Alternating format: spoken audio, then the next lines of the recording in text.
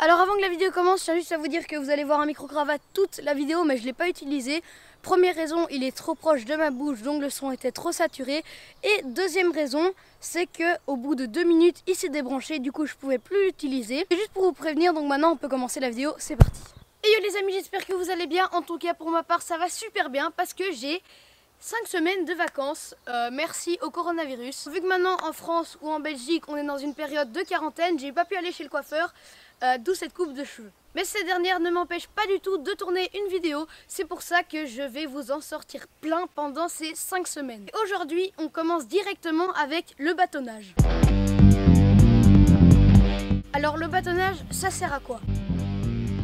Il sert à fendre un bois en deux, pour par exemple faire une planchette pour un feu à friction ou, c'est mon usage premier, des petits bâtons pour commencer le feu. Comme matériel, il vous faut juste un couteau à lame fixe, de préférence full tank, c'est-à-dire que la lame part du début jusqu'à la fin. Donc par exemple ici sur ce couteau, ça arrive là, donc c'est pas une lame full tank. Donc vous allez me dire qu'on peut aussi utiliser un couteau pliant, mais en fait non, parce que ça va user le système de sécurité qui vous permet de ne pas vous couper un doigt. Des gens vous diront qu'on peut le mettre de cette façon lorsqu'on bâtonne, mais moi je suis pas du tout fan de cette technique parce que ça peut être super dangereux.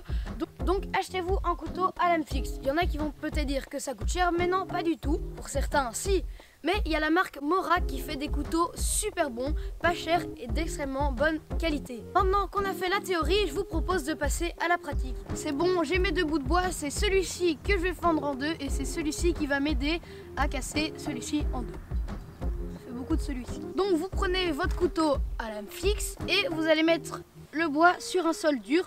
Alors ici il est mou, du coup je vais le renforcer en faisant une petite plateforme ou en trouvant une pierre, mais je vais d'abord essayer pour voir si ça s'enfonce pas trop. La première étape, c'est de placer votre couteau et d'appuyer sur la pointe pour qu'il s'enfonce bien.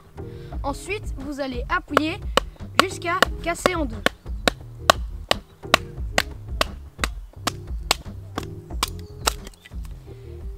Voilà, ici on a un bout de bois qu'on peut encore casser en deux.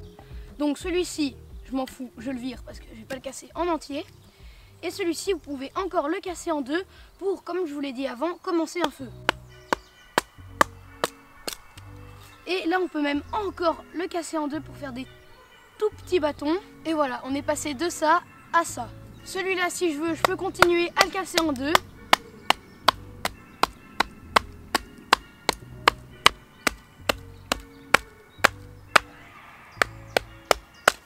Et voilà, là je l'ai cassé en deux et rebelote, on peut casser encore plus en deux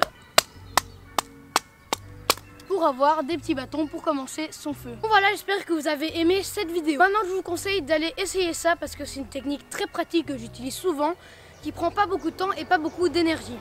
Je vous mets en description un couteau, c'est le Mora Light My Fire, donc c'est en partenariat avec Light My Fire. Light My Fire, ça fait des... D'ailleurs c'est très dur à dire comme nom, mais ça fait des pierres à feu de très bonne qualité et encore assez accessibles.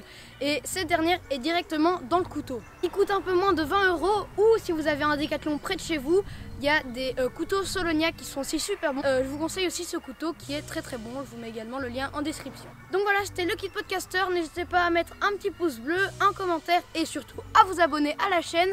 Et je vous dis à la prochaine pour une prochaine vidéo, ciao!